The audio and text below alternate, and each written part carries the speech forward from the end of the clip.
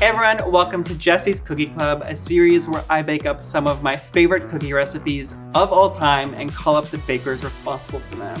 Today, I'm calling Tara O'Brady to make her basic great chocolate chip cookie, which is anything but basic. It is my idea of the perfect chocolate chip cookie, and I'm so excited to hear how she made it, so let's give her a call. Thank you so much for doing this. I'm so excited to bake these with you, and I'm so happy you're able to do this. I'm so excited to talk cookies. This admittedly is a little bit of a passion of mine. Couldn't be happier to be here, so thank you so much for having me.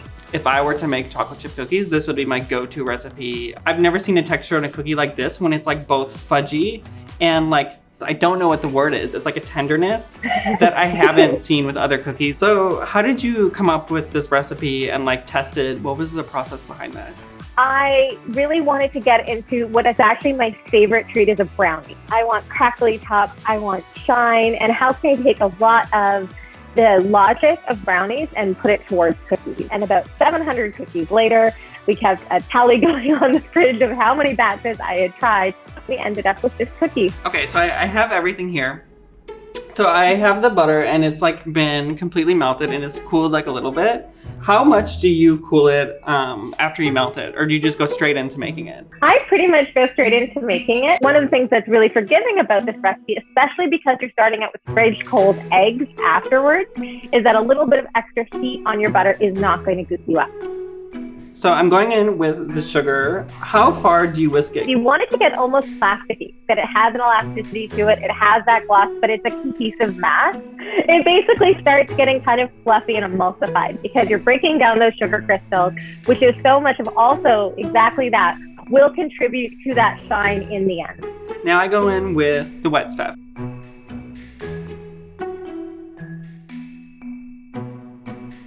Okay, so I added my dry and I switched over to like a spatula and then I'm mixing this in. You really don't have to worry about over mixing at this point. Just do it until it's like slightly dusty, and then it's actually the abrasion of the chocolate you're about to add that will take it the rest of the way. I feel like it's like pretty roughly chopped. How fine do you chop yours, or do you like kind of like bigger chunks like this? The thing about chopping the chocolate here is that the chocolate will melt, and it's the force of that melting which actually will help the cookies to spread. So the bigger your pieces, the more the cookie will actually actively spread. How do you like to portion yours? So it is a 3 tablespoon scoop. Take a moment and scoop out your balls, but then roll the balls so they have a rounded bottom. So I usually have one of my kids do all the scooping, and then my other child sits and he does all the rolling. And so it's a wonderful bit of child labor and assembly line. They look beautiful. They look beautiful. So they have like that crackly top. Yep.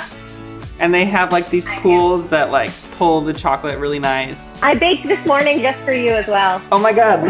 we can. Yours look better than mine. Sometimes people ask me about the size of the cookie. This cookie is made with 2 tablespoons of dough.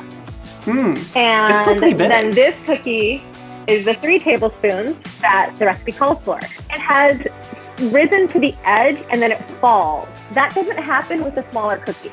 Because of less mass, it goes crispier throughout, whereas this will give you that really, as I break it, it's going to give you that really tender center with just the crispiness on the outside, and that's just due to the mass of the cookie. Well, thank you so much for doing this. Like, seriously, it is the best chocolate chip cookie recipe.